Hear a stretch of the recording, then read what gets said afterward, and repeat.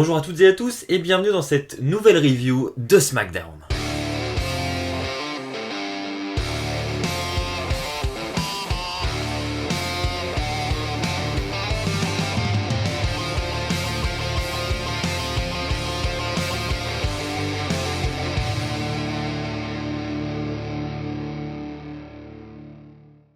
J'espère que vous allez tous très bien, on se retrouve pour cette nouvelle review de SmackDown, la première fois que l'on se retrouve en facecam depuis mon retour du Royal Rumble. Ça fait du bien quand même de reprendre ces reviews de SmackDown, ça m'avait un petit peu manqué, je dois l'avouer. Donc on va revenir comme d'habitude sur le dernier épisode de SmackDown. Il s'est passé beaucoup de choses, on a eu des annonces en ce qui concerne le prochain pay-per-view de la WWE qui aura lieu en Arabie Saoudite. On rappelle que ce sera Super Showdown à la fin du mois de février. On parlera évidemment donc du retour de Goldberg, enfin du retour, justement, de l'apparition entre guillemets de Goldberg. On va parler du retour de Miz et Morrison en équipe. On va parler également de King Corbin et de Roman Reigns. La rivalité semble continuer. Bref, vous l'aurez compris, on va balayer un petit peu tout le show. Premièrement, commençons par la rivalité entre Roman Reigns et King Corbin. La rivalité entre les deux continue. Nous avons premièrement les commentateurs qui nous demandent de revoir des images. Les images où on voit justement King Corbin qui est attaché au poteau et qui se prend des seaux de nourriture pour chien par Roman Reigns et par les Usos. Donc c'est vraiment répugnant quoi, et c'est assez humiliant pour King Corbin. Et donc on va ensuite avoir un segment qui était assez original je trouve, où on voit King Corbin aller dans les camions de production de la WWE qui se trouvent au sous-sol de l'arène ou dans le parking, je sais plus trop. Bref, on voit King Corbin y aller et King Corbin va ensuite sortir la personne qui a lancé ce replay et lui dit t'as pas honte d'avoir lancé ce replay, pourquoi t'as fait ça? Et il va ensuite le jeter littéralement à l'extérieur du camion, donc il va tomber au sol. Et ensuite King Corbin va être arrêté par la sécurité. Mais voilà, je trouvais ça original de venir s'en prendre à un mec de la production comme ça, en mode t'as lancé le replay qui m'humilie, t'as pas honte. Ça change, ça fait plaisir. Ensuite on a donc King Corbin qui va arriver dans l'arène, qui va faire son speech, qui va revenir sur ce qui est passé au Rumble, etc. Il va dire que c'est pas juste, machin, enfin en gros... Voilà, il ne va pas assumer sa défaite au Rumble et il va challenger Roman Reigns pour un nouveau combat. Il va ensuite aller vers un fan qui était en train de le huer, qui était en train de supporter Roman Reigns, et il va ensuite prendre sa boisson et lui renverser sur la tête. Alors évidemment, pour ceux qui se posent la question, c'était un acteur, enfin je suppose que c'est un acteur, c'est clairement pas un fan, ils ne peuvent pas faire ça à un fan comme ça lambda. Surtout que la caméra comme par hasard était juste derrière le gars dans l'allée des sièges, donc non franchement c'était prévu, c'était un acteur, mais c'était original, voilà, c'est quelque chose qu'on n'a pas l'habitude de voir, donc c'était j'ai bien aimé ce moment. Et puis c'est à la suite de ce moment qu'on a Roman Reigns qui arrive évidemment pour venir aider ce fan et pour stopper cette humiliation. Donc Roman Reigns arrive, Superman Punch, il s'en prend à King Corbin qui s'enfuit ensuite en backstage, et donc on a Roman Reigns qui va l'appeler King Corbin. Et puis il va dire ah c'est bien ce que je pensais, t'es un lâche, tu reviens pas.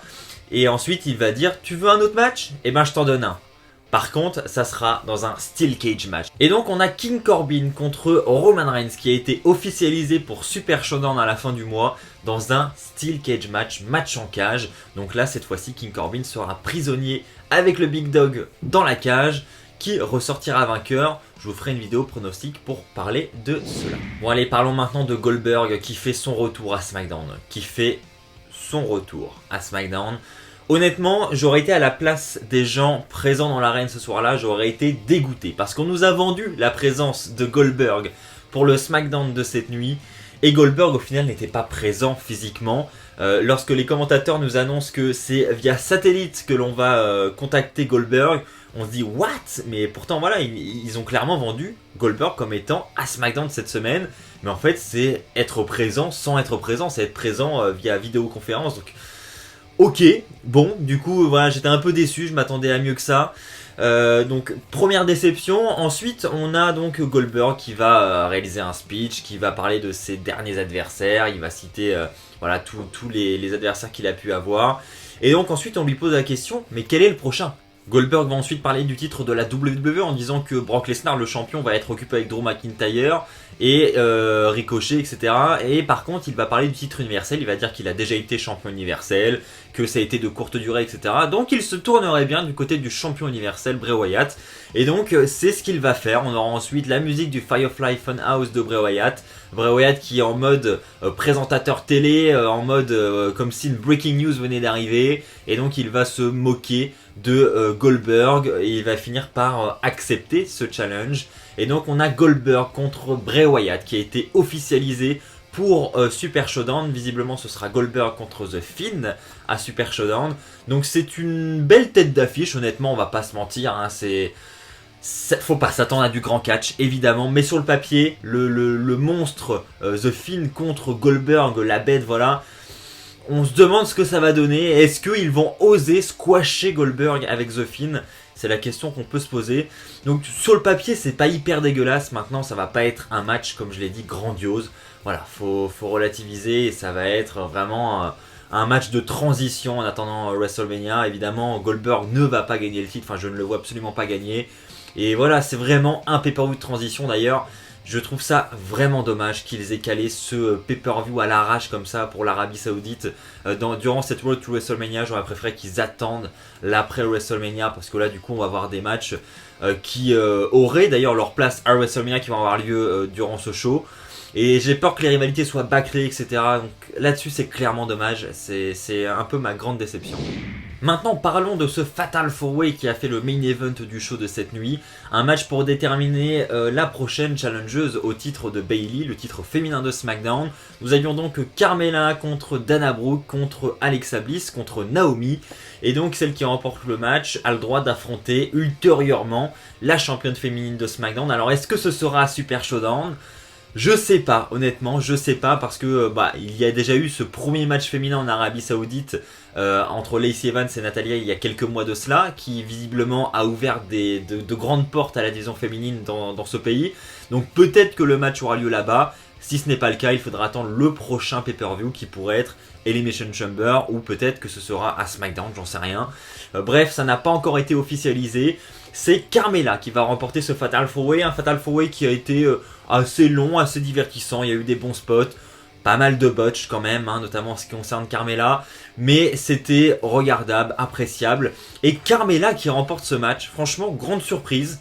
Honnêtement, j'aurais misé sur Naomi sur ce match, voilà, mon pronostic aurait été Naomi, mais ils ont mis Carmella, donc Carmella contre Bayley, Bayley qui va d'ailleurs attaquer juste après le match Carmella, juste après sa victoire, hein, elle n'aura même pas le temps de célébrer qu'elle va se prendre un coup de ceinture, je crois. Voilà, donc Bayley qui s'impose déjà comme personne dominante dans cette future rivalité entre elle et Carmella. Voilà, je sais pas trop quoi penser de cela, de cette victoire de Carmella. Est-ce que ça va nous amener de bonnes choses ? Je suis pas un énorme fan de Carmella de base, hein. Je trouve pas qu'elle a un catch extraordinaire et enfin voilà, je pense tout comme pour Goldberg que ça va être un match de transition en attendant WrestleMania et que on va arriver à WrestleMania avec un match entre Sasha Banks et Bayley. Donc je pense que voilà, c'est vraiment de la transition et on va vite passer à autre chose, donc c'est pas très important. Ceci étant dit, passons au flop de la soirée.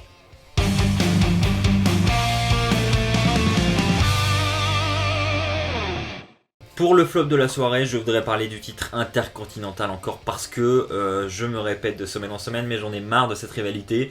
Je suis content pour Strowman parce que ça change, mais j'ai envie de voir autre chose, quoi. J'ai envie de voir autre chose, j'ai plus envie de voir ce clan que je déteste avec Sami Zayn, Cesaro, Nakamura, les Revival. Franchement non, c'est pas bon. Enfin, perso, je sais pas s'il y en a parmi vous qui apprécient ce clan et qui apprécie ce qui est fait dans cette rivalité, mais perso je n'adhère absolument pas et j'en ai marre de voir la même chose toutes les semaines. C'est pour ça que je le mets en flop de la soirée. Donc pour vous résumer rapidement le truc, on a Braun Strowman qui est au milieu du ring avec Renee Young et qui est là en gros pour une célébration vis-à-vis de la semaine dernière. Il sera rapidement coupé par Sami Zayn. Sami Zayn qui va dire que ce qui s'est passé la semaine dernière a été une supercherie. Enfin voilà, il va vraiment se vendre. Enfin, il va surtout vendre Nakamura. Et puis il va demander un rematch. Et Strowman va accepter, lui dire bah écoute, le ring est prêt. Donc si tu veux ton rematch, tu peux l'avoir ce soir. Enfin, Nakamura peut l'avoir ce soir. Et Sami Zayn va répondre non, on n'est pas con, on le veut pas ce soir. On va le prendre ce rematch, mais on a besoin de temps, etc. Donc il n'aura pas lieu ce soir. Et Strowman va se faire attaquer par les Revival. Il va réussir à se détacher des Revival, il va les tabasser, et puis Zayn et Nakamura vont finir par monter sur le ring, et puis Kinshasa sur Braun Strowman. Et voilà, on a ce segment qui se termine là-dessus. Comme je l'ai dit, rien de passionnant, c'est répétitif, et j'ai vite envie qu'on passe à un nouveau challenger pour le titre intercontinental, et qu'on parte vers de nouveaux horizons, parce que comme je l'ai dit, je n'adhère absolument pas. Ceci étant dit, passons au top de la soirée.